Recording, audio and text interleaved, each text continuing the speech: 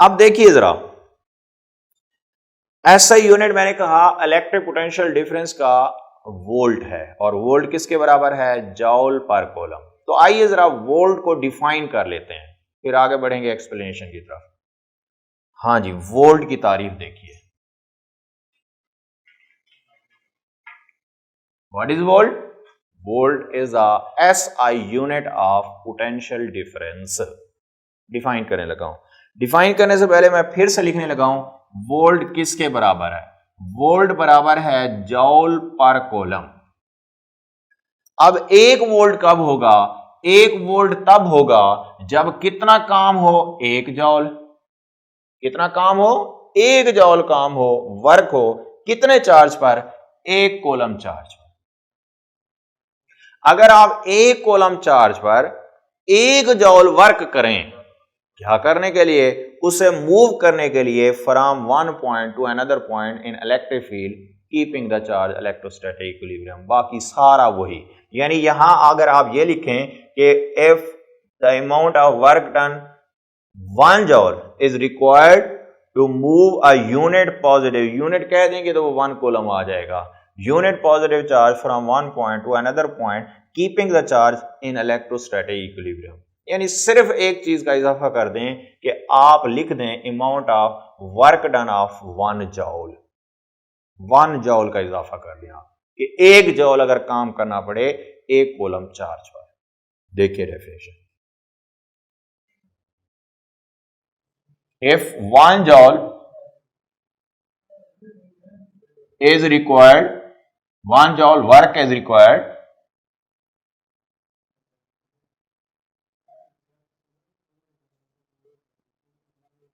to move 1 coulomb charge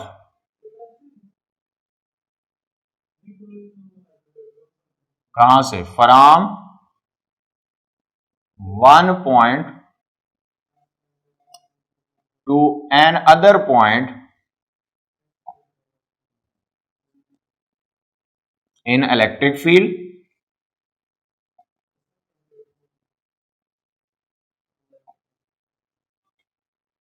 then electric potential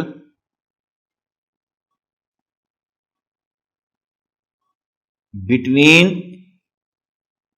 these 2 points, ये 1 point to another point, ये 2 point हो गए, these 2 points will be 1 volt. यह है भी 1 वोल्ट की तारीफ कि भाई अगर 2 पॉइंट के दरमियान 1 जॉल काम करना पड़े 1 कूलम चार्ज को 1 पॉइंट से दूसरे पॉइंट तक ले जाने के लिए इलेक्ट्रिक फील्ड के अंदर, तो उन 2 पॉइंट के दरमियान पोटेंशियल डिफरेंस कितना होगा? 1 वोल्ट होगा। आगे चलते हैं, यही फार्मूला जरा दोबारा लिख रहा हूं इलेक्ट्रिक पोटेंशियल डिफरेंस का। क्या फार्मूला था? Delta V is equal to work done taking the charge from A to B divided by वही यूनिट पॉजिटिव चार्ज। अब देखिए जरा, अगर मैं इसको मजीद एक्सटेंड करना चाहूं, फार्मूले को मजीद मैं इसको आगे लिखना चाहूं तो कैसे लिख सकता हूं? इसमें आ रहा है वर्क। भाई जब चार्ज पे आपने वर्क किया था उसे कहां से कहां ले जाने के लिए? पोजीशन ए से बी तक ले जाने के लिए, तो जाहिर है उसकी पोजीशन तो चेंज हो गई। इसका मतलब जो आपने काम किया वो उसकी पोजीशन में तब्दीली का बायस बन रहा है, और जब ऐसा काम हो जो पोजीशन में तब्दीली ले आए तो वो काम तब्दील हो जाता है, कन्वर्ट हो जाता है किस में? पोटेंशियल एनर्जी में। तो इसीलिए मैं वर्क की जगह चाहूं तो लिख सकता हूं डेल्टा यू। अब डेल्टा यू क्या है? डेल्टा तो चेंज के लिए इस्तेमाल होता है, यू यहां पे पोटेंशियल एनर्जी को जाहिर कर रहा है। इसको पढ़ेंगे change in potential energy. What is delta U? Change in potential energy, या इलेक्ट्रिक पोटेंशियल एनर्जी डिफरेंस भी कह सकते हैं। इलेक्ट्रिक पोटेंशियल एनर्जी डिफरेंस भी कहा जा सकता है, क्योंकि इलेक्ट्रिक इसलिए क्योंकि चार्ज की एनर्जी है। ये डिवाइडेड पे क्या हो जाएगा? Q dot.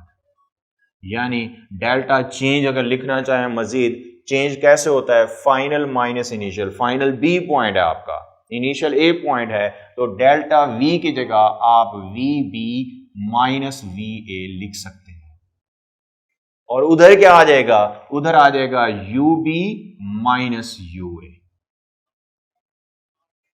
अब ये वी बी से क्या मुराद है, वी ए, यानी ये है इलेक्ट्रिक पोटेंशियल एट ए, और ये सॉरी बी, और ये क्या होगा, electric potential at position A. ये सिर्फ ए पर पोटेंशियल वी ए, सिर्फ बी पर पोटेंशियल वी बी, इनके दरमियान पोटेंशियल डिफरेंस बन जाएगा, उसको फिर डेल्टा वी से जाहिर करेंगे। ठीक हो गया। तो यहां पे एक और फार्मूला बन रहा है हमारे पास, और इसको याद भी रखिएगा, आगे जो है इस्तेमाल होगा।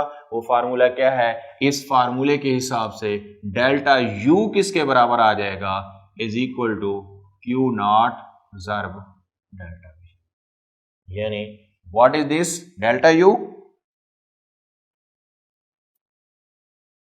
Change in electric